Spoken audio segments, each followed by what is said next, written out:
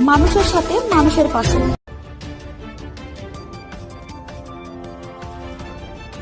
সিজনের শুরুতে মালিকের মাথায় হাত, বঙ্গোপসাগরে ডুবল মৎস্যজীবী ট্রলার। ঘটনাটি ঘটেছে শনিবার সকাল ৯টা নাগাদ। মৎস্যজীবী ইউনিয়ন সূত্রের খবর, প্রাকৃতিক দুর্যোগ কাটিয়ে আজ ১০ মাইল ঘাট থেকে এফবি শাকিলা নামে একটি ট্রলার ভোর ৪টে নাগাদ ১১ জন মৎস্যজীবী নিয়ে মৎস্য শিকারের উদ্দেশ্যে পাড়ি দেয়। বকখালি থেকে ৪ ঘন্টা দূরে বঙ্গোপসাগরের উত্তাল ঢেউয়ের কবলে পড়ে ট্রলারের পাটাতন ফেটে যায়। বঙ্গোপসাগরে ডুবতে থাকে ট্রলারটি।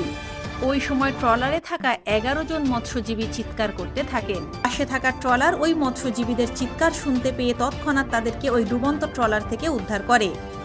পাশাপাশি ওই ডুবন্ত ট্রলারটিকে উদ্ধার করে নিয়ে আসা হয় ফ্রেজারগঞ্জ মৎস্যবন্দরে।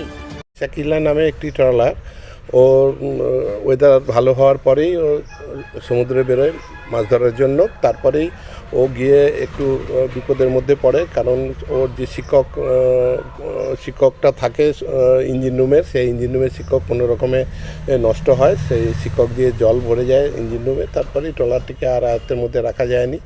তারপরেই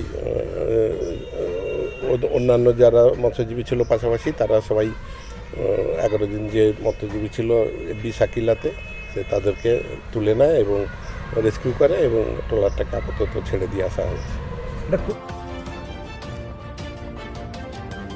নামখানা থেকে বঙ্গভূমি নিউজ টিম।